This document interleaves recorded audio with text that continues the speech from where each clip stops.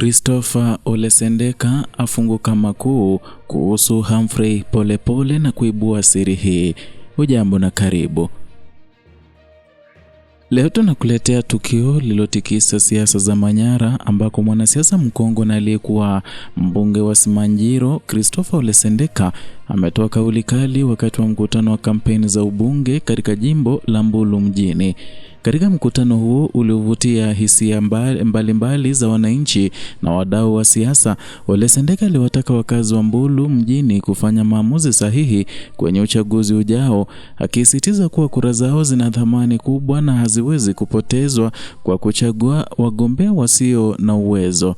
Kwa maneno makali alilinganisha kitendo cha kuchagua viongozi wasiofaa na kuchafua fedha chooni, akieleza kuwa ni hasara kwa jamii kumpa mamlaka mtu asiye na nia ya kuleta mabadiliko. Katika kilichovutia zaidi katika hotuba yake ni namna alivyomjibu Humphrey Polepole, aliyewahi kuwa balozi wa Tanzania nchini Cuba na mjumbe wa kamati kuu ya CCM. Polepole aliibua mjadala hivi karibuni kuhusu halali wa Rais Samia Suluhu Hassan kupita bila kupingwa katika mchakato wa ndani wa chama. Ole Sendeka alikumbusha historia ya Polepole wakati wa utawala wa Rais Magufuli, akisema kuwa hakuonyesha upinzani wowote wakati rais wa zamani alipita bila kupingwa mwaka 2020.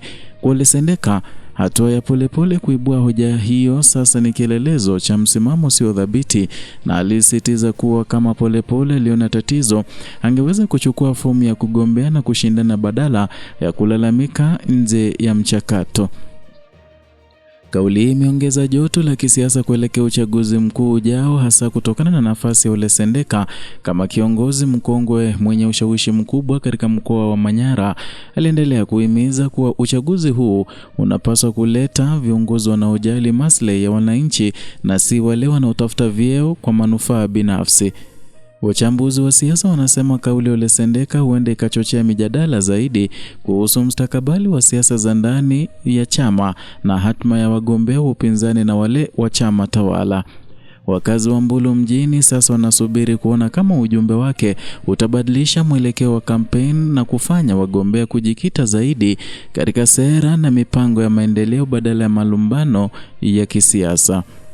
Hali ya kisiasa katika jimbo la Mbulu mjini imeonekana kuchangamka zaidi baada ya kauli hii, huku mjadala ukiendelea mitandaoni na katika vijiwe vya siasa kuhusu halali wa mchakato wa chama na nafasi ya wananchi katika maamuzi ya viongozi wao.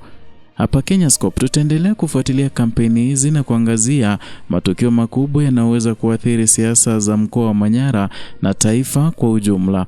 Usisahau kuendelea kufuatilia chaneli hii kwa taarifa zenye undani na uchambuzi wa kisasa ama wa kisiasa unaokupa picha halisi ya mustakabali wa taifa letu.